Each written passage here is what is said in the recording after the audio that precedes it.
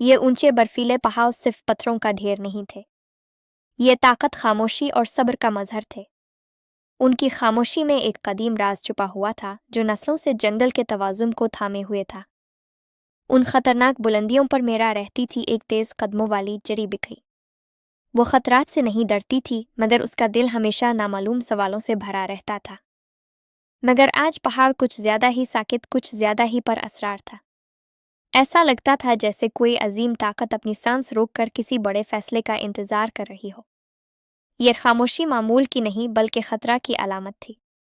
मेरा ने दरख्तों के इस बुजुर्ग उल्लू हकीम के पास जाकर पूछा।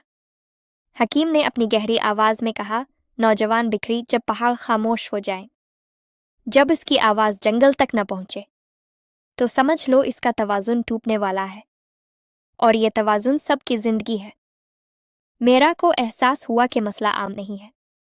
पहाड़ मर रहा था और अगर किसी ने फौरन कदम ना उठाया तो ये खामोशी पूरी वादी को अपनी लपेट में ले लेगी। इसने फौरन अमल करने का फैसला कर लिया। वो पहाड़ की इस ममनुआ और ख़तरनाक बुलंदी की तरफ बढ़ी जहां आमतौर पर कोई नहीं जाता।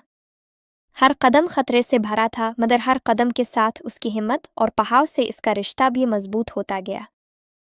आखिरकार राज सामने आया, वो गहरी जख्म जैसी दराल जो पहाड़ की रूह तक जा रही थी। यही वो जगह थी जहां से पहाड़ की आवाज़ और उसका तवाज़ुन चोरी हो रहा था। इसके कदम एक लम्हे को लड़खड़ाए।